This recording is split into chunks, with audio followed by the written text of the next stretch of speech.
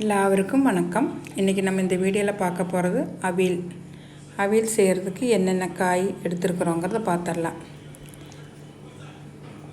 ஒரு முருங்கைக்காய், ஒரு மூடி தேங்காய், ஒரு உருளைக்கிழங்கு, கொத்தவரை, கேரட்டு, பீன்ஸு, ஒரு வாழைக்காய்.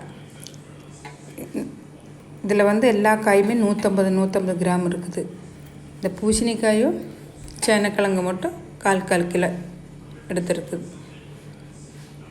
இதெல்லாம் சேர்ந்து ஒரு 1.25 கிலோவுக்கு மேலேயே இருக்கும் இந்த காயெல்லாம். இதெல்லாம் நம்ம க்ளீன் பண்ணி எடுத்துடலாம். இது எல்லாமே 2 இன்ச்சு நீளத்தில் எல்லாம் வெட்டி எடுத்துக்கலாம். எல்லா காய் பூசணிக்காய், சேனக்கிழங்கு, கேரட்டு, பீன்ஸு, கொத்தவரை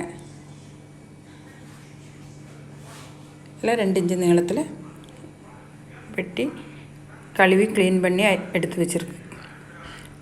இது சீக்கிரமாக செஞ்சிடலாம். இந்த காய் வெட்டுறதுக்கு மட்டும்தான் டைம் எடுக்கும், மற்றபடி சீக்கிரமாக செஞ்சிடலாம். அப்புறம் நம்ம ஒரு வட்டமாக இருக்கிற பேன் எடுத்துட்டோன்னா இது காய் உடையாது. அதில் இந்த காயெல்லாம் போட்டுட்டு எனக்கு மஞ்சளில் போட்டு கழுவி வச்சு மஞ்சள் போட்டு இந்த காயெல்லாம் கழுவி எடுத்துட்டோம். அதுக்கப்புறம் நம்ம மஞ்சள் போடுறது கிடையாது. அப்புறம் நம்ம ஸ்டவ் பற்ற வச்சு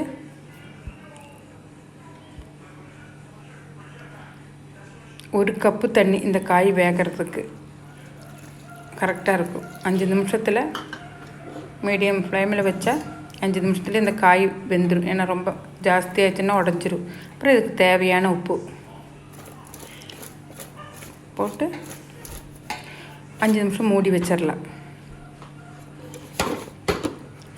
அந்த சமயத்தில் நம்ம அந்த தேங்காயை அரைச்சி எடுத்துடலாம். இது 5 நிமிஷத்தில் வேகிறக்குள்ளே தேங்காயை துருவி, ஒரு 6 பச்சை மிளகு, அப்புறம் ஒரு 1.5 டீஸ்பூன் ஜீரகம் சேர்த்து நம்ம அதை அரைச்சிடலாம். அரைக்கும்போது தேவைக்கு மட்டும் கொஞ்சமாக தண்ணி ஊற்றிக்கிறோம். தண்ணி ஜாஸ்தி ஊற்றக்கூடாது, கொஞ்சமாக தண்ணி ஊற்றுறது. ஜீரகம் டீஸ்பூன் கணக்கு போட்டால் 1.5 டீஸ்பூன் இருக்குது. போட்டு கொஞ்சமாக தண்ணி ஊற்றிட்டு இது அரைச்சிடலாம். ரொம்ப ஜாஸ்தி தண்ணி ஊற்ற வேண்டாம், திக்காகவே தான் இருக்கணும் இந்த அரைப்பு.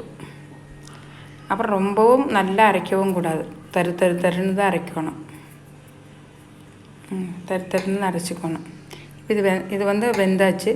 இதில் இதை போட்டு இந்த தேங்காயை போட்டு அந்த மிக்சியில் கொஞ்சம் தண்ணி ஊற்றி அப்படியே அலாசி ஊற்றுறதோடு சரி. பாக்கி தண்ணி நம்ம ஊற்றுறது கிடையாது.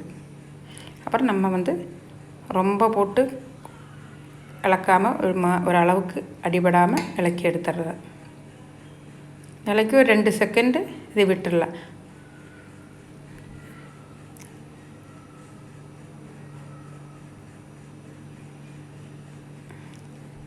அப்புறம் நம்ம ஒரு கப்பு தயிர், இது 2 செகண்ட் இப்படி விட்டதுக்கப்புறம்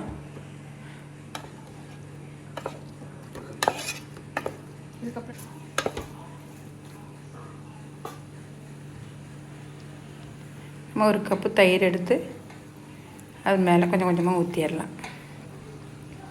ரொம்ப புளிச்ச தயிர் விட அளவான புளிப்பாக இருந்தால் தயிர் அதை ஊற்றிடலாம். ஊற்றி நல்லா இலக்கினதுக்கப்புறம் நம்ம இதில் தாளிக்கிறது கிடையாது. பச்சை தேங்காய் எண்ணெய் 2 டேபிள் ஸ்பூனோ அது கொஞ்சம் மேலேயே மூடி ஊற்றிக்கலாம். ஊற்றி நல்லா மேலே சுற்றி ஊற்றிட்டு நம்ம கருவேப்பிலை இப்படியே கொத்து கொத்தாக எடுத்து அது மேலே போட்டாலே போதும். கருவேப்பிலை தூவுறது கிடையாது. இப்படியே போட்டுட்டு ஒரு 1/2 மணி நேரம் மூடி வச்சுட்டோன்னா அந்த கருவேப்பிலையோட தான் தேங்காய் எண்ணெய் ஸ்மெல்லெல்லாம் இந்த எல்லா பாகமும் பிடிச்சிரும் அவியலுக்கு.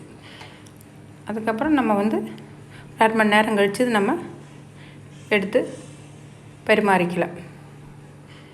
ஏன்னா நான் இந்த வீடியோ போடும்போதே ஓணத்தோட ஐட்டம் போட்டு தான் இந்த வீடியோ தொடங்கினது. அதனால் ஓணத்தில் எல்லாம் மெயினாக இருக்கிறது அவியல். அதனால் நீங்களும் இதே மாதிரி வீட்டில் செஞ்சு பாருங்கள். இந்த வீடியோ உங்களுக்கு பிடிச்சிருந்தால் லைக் பண்ணுங்கள், மறக்காமல் சப்ஸ்கிரைப் பண்ணுங்கள். தேங்க்யூ.